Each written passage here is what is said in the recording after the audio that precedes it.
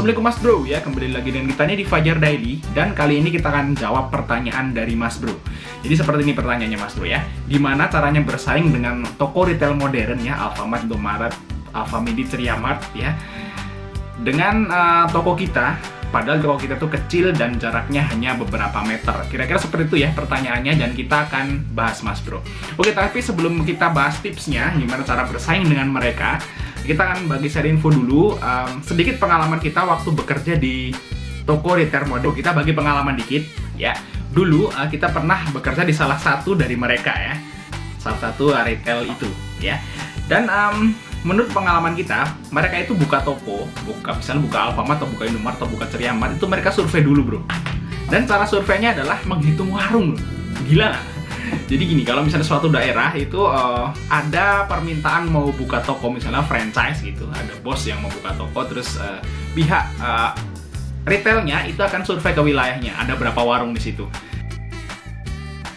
Kalau dalam pikiran orang biasa itu pasti kalau di sini nggak ada warung nih, berarti kalau buka retail di situ, buka Alfamart, Indomaret di sini bisa rame. Enggak seperti itu. Justru malah kalau misalnya banyak warung di situ, Indomaret getol buka di situ. Karena apa? Karena kalau banyak warung di situ pasti pembelinya banyak. Karena warungnya menjamur, berarti kan pembelinya ada banyak ya.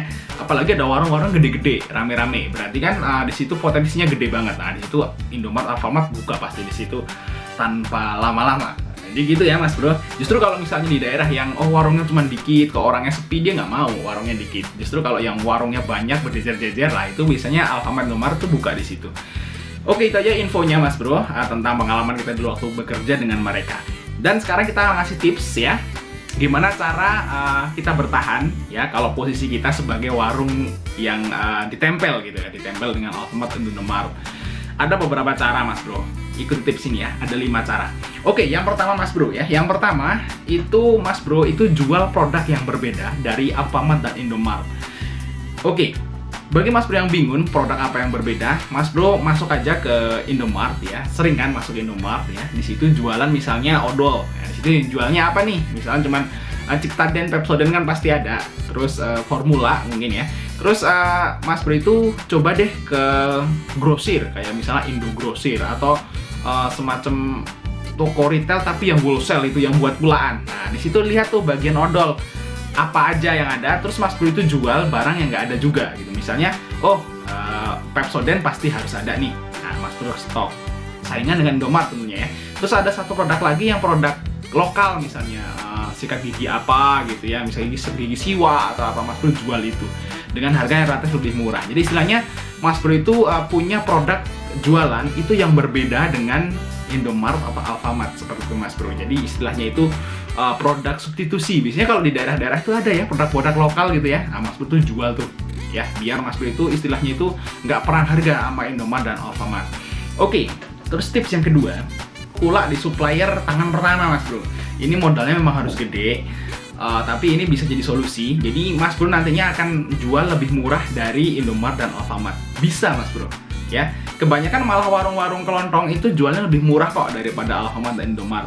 Alfamart dan Indomaret tuh biasanya orang suka itu karena lengkap, terus parkirnya luas, terus tempatnya di pinggir jalan gitu. Mereka biasanya senangnya itu.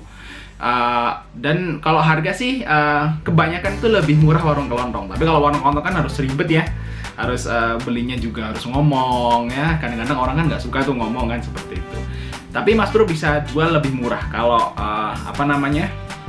kulak di tangan pertama, dan itu bisa jadi nilai plus. Di Indomaret harganya 9.000, Mas Bro jual 8.500, kan mesti ibu-ibu paham tuh. Komplitin tuh barangnya, seperti itu ya. Oke, terus tips yang ketiga adalah jadikan warung Mas Bro itu tempat titipan juga. Contohnya seperti ini Mas Bro. Di sini banyak warung-warung yang sukses, padahal ditempel Indomaret cuman bedanya beberapa puluh meter ya, beberapa belasan meter lah bahasanya kan, nempel gitu bahasanya. Nah, itu ada yang sukses itu dengan cara gini. Dia itu nyediain tempat khusus buat tetangga-tetangga titip. Misalnya ada kue-kue basah atau lauk ya, lauk jadi misalnya, kan orang males masak tuh, beli lauk doang gitu kan, ada tuh yang jualan seperti itu.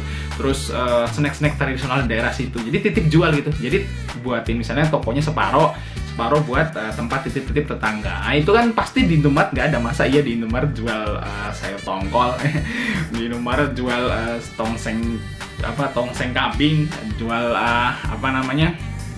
kangkung, oseng kangkung, kan nggak mungkin. Jadi nanti toko Mas Bro itu tetap akan dibanjiri pembeli kok, ya, karena mereka Indomaret itu atau Alfamart tuh nggak jual. Jadi sekalian mereka beli lauk atau sekalian mereka beli kue basah, mereka akan beli tuh gulanya atau kebutuhan retailnya lah, mereka akan beli di toko Mas Bro juga. Jadi itu bisa jadi simbiosis mutualisme lah, seperti itu. Jadi biar Mas Bro itu bisa bersaing dengan Alfamart dan Indomaret. Oke, tips yang keempat Mas Bro. Tips yang keempat yaitu jadikan toko Mas Bro itu sebagai agen produk khusus. Misal di sini contoh di sini ada toko yang dia jual sembako kayak Alfamart, Indomaret, tapi tentu lebih kecil, lebih nggak lengkap gitu ya. Tapi dia jualan jadi agen gas LPG 3 kilo. Wah, itu tetap aja dia intinya jualan gas kan, orang butuh tuh gas. Nah, Indomaret kan seling kosong, kadang juga nggak jualan sih di Alfamart. Nah, itu dia jualan gas, habis itu dia tetap jualan tuh warung. Tetapi jadi orang beli gas, kalian beli gula. Di orang beli gas, kalian beli snack gitu. Dan nggak gas aja, di sini juga bisa agen seperti agen minyak, khusus minyak gitu ya. Terus jadi agen galon ya. Terus jadi agen air minum isi ulang, bisa. Jadi ada satu produk Mas Bro itu yang diunggulkan banget gitu loh maksudnya.